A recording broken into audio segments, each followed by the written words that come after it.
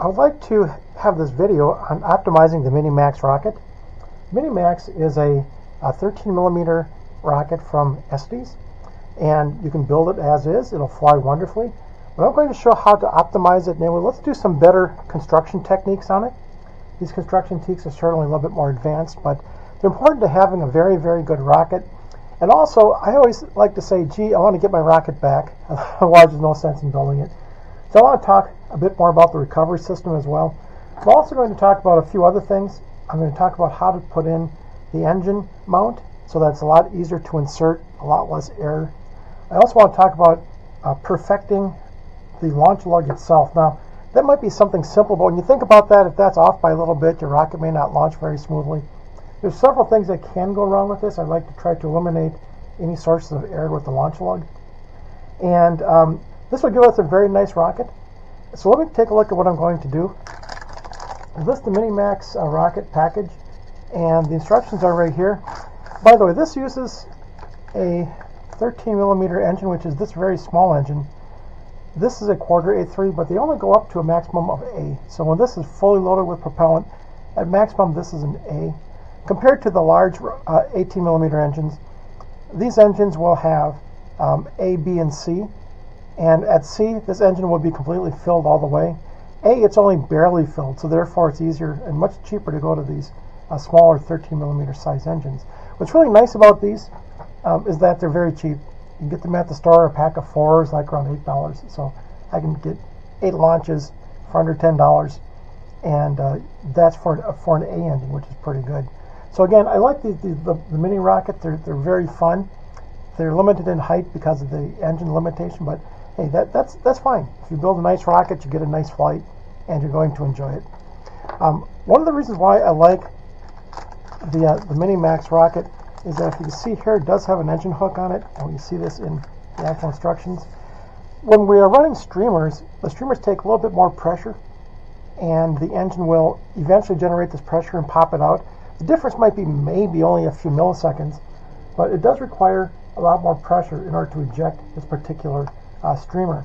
Now, the point is that on friction fit rockets, the engine may eject. So you wrap some masking tape around it and go, yeah, it looks tight, but it may not be tight enough. So the engine might eject and the streamer won't. So there's always this question of how tight does it need to be. So from that point of view, I think it's an engineering problem. So I favor the mini rockets that have an engine hook. So that's why I'm going to build this Minimax. Now, as far as optimizing this, I'm going to do a couple of things. If you've been following my series, you'll note that I do not use elastic shock cords. Instead, I use a Kevlar shock cord. The Kevlar shock cord will typically be, and that's this material here, the Kevlar shock cord will typically be about maybe 4 or 5, even up to 6 feet long sometimes. For this particular rocket, I don't need a swivel because it's very small. I don't have a lot of space to work with. By the time you put the engine mount in and the nose cone has its shoulder, it leaves it with about 3 inches, so there's not a lot of room for a swivel. So I'm just going to tie the cord directly onto the engine mount.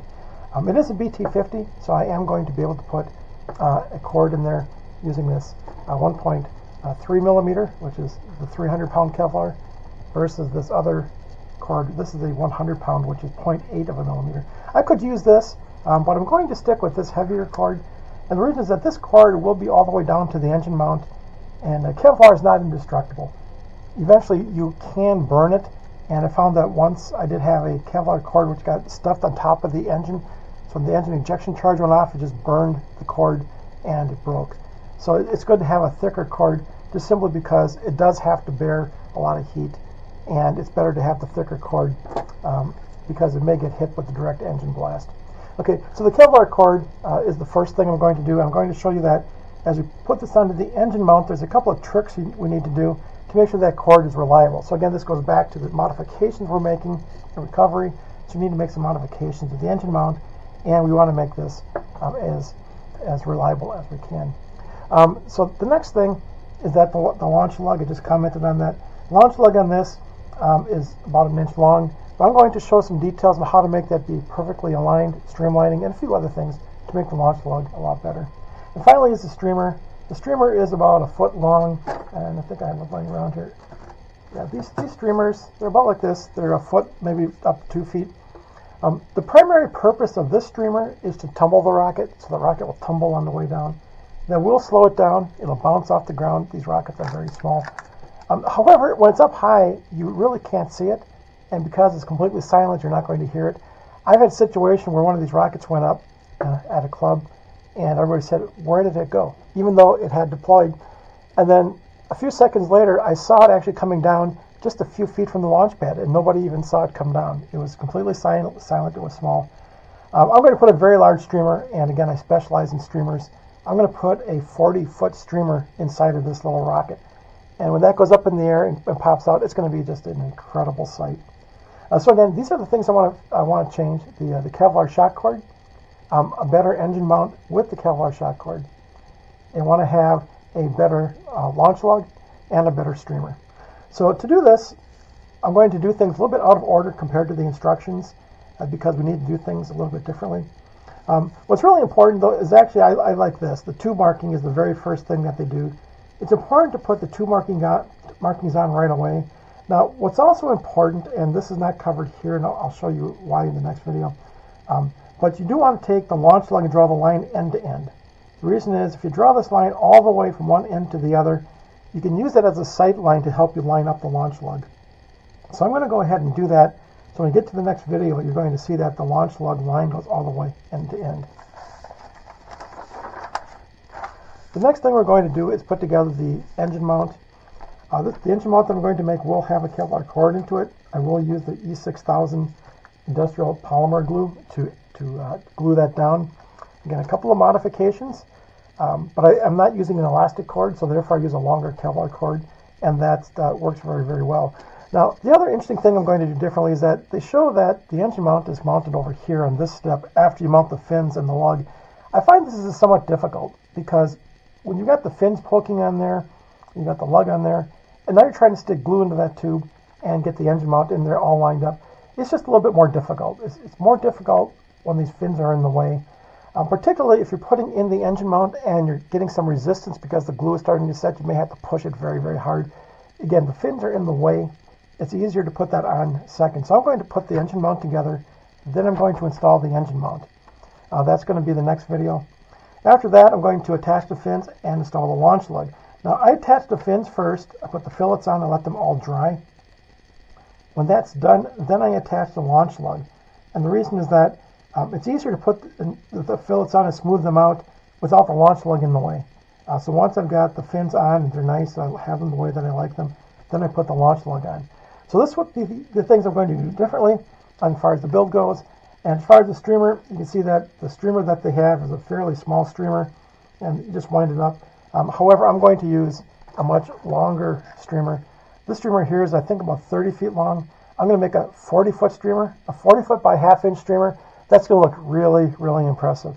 And again, I like the streamer recovery because you can fly in almost any weather. You can spot these very easily in the sky.